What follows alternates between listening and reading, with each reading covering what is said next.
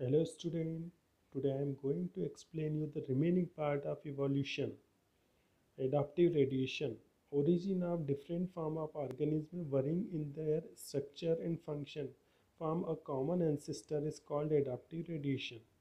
एक common ancestor के द्वारा अलग अलग प्रकार के ऑर्गेनिज्म के ओरिजिनेशन को एडाप्टिव रेडिएशन कहते हैं। Osborn is also called divergent evolution. Osborn नामक साइंटिस्ट ने इस एडाप्टिव रेडिएशन की प्रोसेस को डाइवर्जेंट इवोल्यूशन भी कहा था। Example great variation in beak of birds. जो पक्षी होते हैं उनकी जो चोंच होती है उसमें बहुत सारे ग्रेट वेरिएशन अलग अलग प्रकार दिखाई देते हैं। ये एडाप्टिव रेडिएशन का एक उदाहरण है। ह्यूमन ओरिजिन एंड इवोल्यूशन, मानव की उत्पत्ति तथा उसका विकास। टी.एच. हक्सले नामक साइंटिस्ट ने 1863 में सबसे पहले ह्यूमन इवोल्यूशन और ओरिजिन के बारे में बताया था। उन्होंने इसके बारे में अपनी बुक के अंदर बताया था। उनकी बुक का जो नाम था man's place in nature.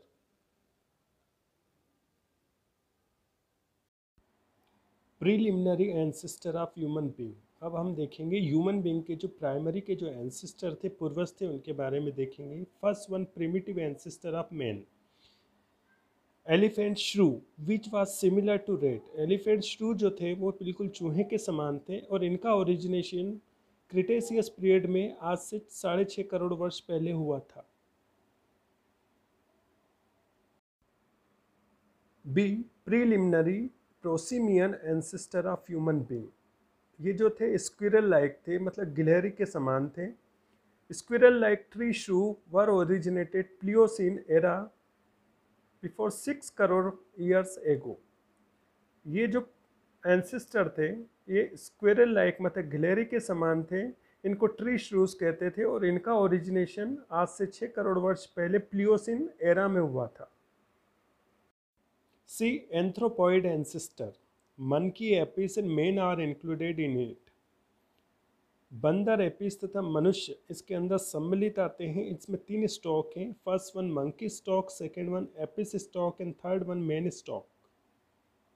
First one monkey stock. In 1961 ओलिगोपिथिकस fossils was obtained which was ancestor of monkey।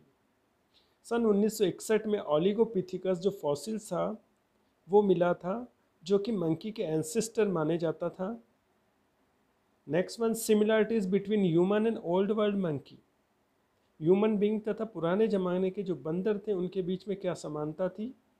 First one, growth of body and brain, दोनों की बॉडी तथा ब्रेन में ग्रोथ होती है। सेकेंड, एब्सेंस ऑफ टेल, पूंछ की अनुपस्थिति। If present it us very small, अगर ये प्रेजेंट होती है तो बहुत छोटी होती है और हेल्पफुल होती ग्रास्पिंग की प्रोसेस में।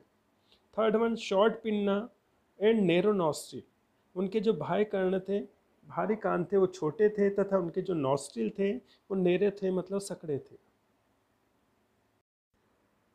Presence of sensitivity in hands, finger and nails, उनके जो हैंड्स थे, फिंगर्स थे, नेल्स थे, उनमें सेंसिटिविटी थी, मतलब एक्शन की रिएक्शन वो देते थे। Next one, presence of 32 teeth, उनके जो मुख के अंदर जो 32 दांत थे। और last one, presence of menstrual cycle, female के अंदर मेंस्ट्रुएशन साइकिल्स पाई जाती थी। Second, Apis stock, similarities between Apis and main. अब देखेंगे मेन और एपिस में क्या सिमिलरिटीज होती है। First one, presence of larger head, दोनों का जो हेड था वो लार्जर होता है। सेकेंड, एब्सेंस ऑफ टेल, दोनों के अंदर टेल नहीं पाई जाती है। Third one, presence of broad chest, दोनों का जो चेस्ट था ब्रॉड था, मतलब चौड़ा था। Next one, presence of well developed facial expression, दोनों के जो फेस के जो एक्सप्रेशन थे वो वेल डेवलप्ड थे, आसानी से पहचान में आ जाते थे। First one, communication by sound, ये जो कम्युनिकेशन करते थे वो साउंड के थ्रू करते थे। Live in pairs as a couple, ये साथ साथ में कपल की तरह रहते थे। Seven, blood of men and apes also similar, apes तो मेन का जो ब्लड होता है उसका जो स्ट्रक्चर होता है, कंपोनेंट होता है, दोनों इक्वल एक जैसे होते हैं। Places origin of human being, अब देखेंगे कि ह्यूमन बीइंग का ओरिजिन किन किन जगह पे हुआ था। First one, central Asia, second Java, third China and last one Shivalik hills of India. India की जो शिवालिक पहाड़ी थी वहाँ पर ह्यूमन बींग का ओरिजिनेशन हुआ था। अब इस आउटफ्लो डायग्राम के थ्रू अब देखते हैं कि ह्यूमन बींग का ओरिजिनेशन किस तरह से हुआ। एपिस तथा ह्यूमन बींग के जो एंसिस्टर थे, पहला एंसिस्टर था ड्रायोपिथिकस। इस ड्रायोपिथिकस से ओरिजिनेशन हुआ रामापिथिकस का। रामापिथिकस से ऑस्ट्रेलोपिथिकस बने। ऑस्ट्रेलोपिथिकस से होमो हैबिलिस बने। होमो हैबिलिस से होमो इरेक्टस बने। होमो इरेक्टस से होमो सेपियंस फॉसिलिस का ओरिजिनेशन हुआ। और होमो सेपियंस फॉसिलिस से होमो सेपियंस सेपियंस का ओरिजिनेशन हुआ। होमो सेपियंस सेपियंस जो कि आज का मॉडर्न मैन है। Dryopithecus fossils obtain from Miocene rock of Africa and Europe.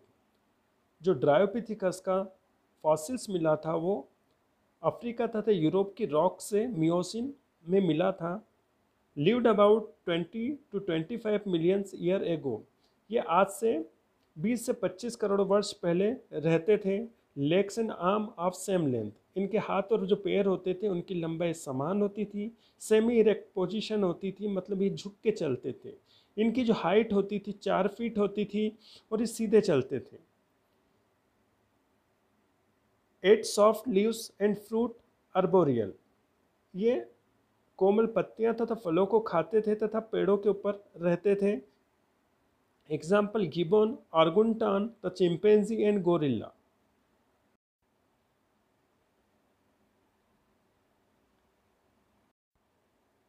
Ramapithecus, hero of Indian legend. Fossil obtain from rocks of Shivalik in Pliocene. Ramapithecus का जो फॉसिल्स मिला था शिवालिक की पहाड़ियों से प्लियोसिन एरा में मिला था। Lived on tree tops. ये कहाँ रहते थे? पेड़ों के ऊपर रहते थे। But travel and ate on the ground. लेकिन जब इनको ट्रेवल करना होता था या खाना होता था तो ये ज़मीन पर आते थे। Jaw bones and teeth were like that of human beings. इनके जो जबड़े की हड्डियां थी तथा दांत थी जो मनुष्य के समान थी। Australopithecus evolved from Ramapithecus in Africa about 5 million years ago. इनका ओरिजिनेशन रामापिथिकस से हुआ था। इनकी जो हाइट होती थी 1.05 मीटर होती थी और ये दोनों पैरों से चलते थे। ये ओमनीवोरस होते थे, मतलब सब कुछ खा लेते थे। इनकी जो बॉडी का पोस्चर होता था इरेक्ट होता था तथा ये फलों को मोस्टली खाते थे। Hunted with stone weapons. ये पत्थरों के हथियार बनाते थे तो उससे शिकार करते थे। इनकी जो क्रेनियम कैपेसिटी, क्रेनियम बॉक्स जो होता है उसकी कैपेसिटी 500 सीसी थी।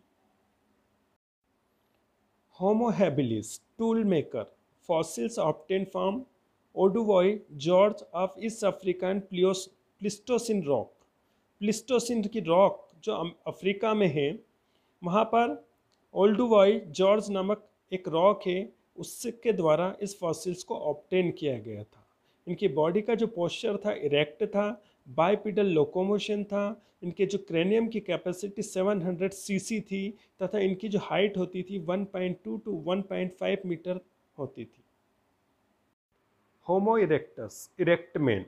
Fossils obtain from Java in 1891। इनका जो फॉसिल्स मिला था जावा से मिला था 1891 में। इनकी जो क्रेनियम की कैपेसिटी थी वो 900 सीसी थी। इनकी जो हाइट थी 1.5 to 1.8 मीटर थी। They made tools of stone and bone. ये जो हथियार बनाते थे वो पत्थर तथा हड्डियों से बनाते थे। Males larger than females. इनके अंदर जो मेल होते थे वो फीमेल्स के साइज में बड़े होते थे। They migrated to Europe and Asia 150,000 years ago. ये यूरोप तथा एशिया में आज से 150 करोड़ वर्ष पहले माइग्रेट हुए थे। Neanderthal man. Fossils obtain from rock of Neander valley of Germany in Pleistocene. इनका जो फॉसिल्स मिला था प्लिस्टोसिन एरा में जर्मनी की निएंडरथल वैली से मिला था। इनकी जो हाइट थी 1.5 to 1.66। बॉडी जो होती थी पावरफुल होता था। इनकी जो क्रेनियम की कैपेसिटी थी वो 1300 to 1600 सीसी थी। इनके जो शोल्डर होते थे वो स्ट्रांग होते थे। इनकी जो आर्म्स भी होती थी वो स्ट्रांग होती थी तथा इनका जो स्कल था वो लार्ज था। गुड हंटर थे, मतलब बहुत अच्छी तरह से शिकार कर लेते थे। Use hide of animal as a clothing, जानवरों की जो खाल होती थी उसको कपड़े के रूप में इस्तेमाल करते थे। आग का प्रयोग करते थे, तथा जब इनकी मृत्यु हो जाती थी तो उसको ज़मीन में दबा देते थे। और सोशल स्ट्रक्चर था, मतलब सामाजिक रूप से रहते थे। 7 क्रो-मैग्नोन मैन होमोसेपियंस फॉसिल्स, इनके कुछ कैरेक्टरिस्टिक देखेंगे। फॉसिल्स मॉडर्न मैन, इनको फॉसिल्स मॉडर्न मैन भी कहा जाता था। इनकी जो हाइट होती थी 1.8 मीटर होती थी। इनके बॉडी के ऊपर कम बाल होते थे। क्रेनियम जो कैपेसिटी होती थी 1650 सीसी होती थी। Excellent tool maker and fine artist, ये बहुत अच्छी तरह से हथियार बनाते थे तथा कलाकृति में भी इनका इंटरेस्ट होता था। Jaw were strong and prominent चीन, इनके जो जबड़े होते थे बहुत मजबूत होते थे। Could walk and fast runner, ये चल भी सकते थे तथा दौड़ भी सकते थे। Last one modern man Homo sapiens sapiens, मतलब हम। Modern man appeared about 25,000 years ago, Holocene epoch. जो आज का मानव है आज से 25,000 वर्ष पहले होलोसिन एपोक में अपीयर्ड हुआ था। इनका जो स्केलेटन था वो अपने जैसा था। ब्रेन जो था मच स्मॉलर था, मतलब थोड़ा छोटा था, जिसकी कैपेसिटी 1450 सीसी थी। और जो टीथ होते थे हेट्रोडोंट होते हैं, मतलब जबड़ों के अंदर जो दांत होते हैं वो अलग अलग प्रकार के होते हैं।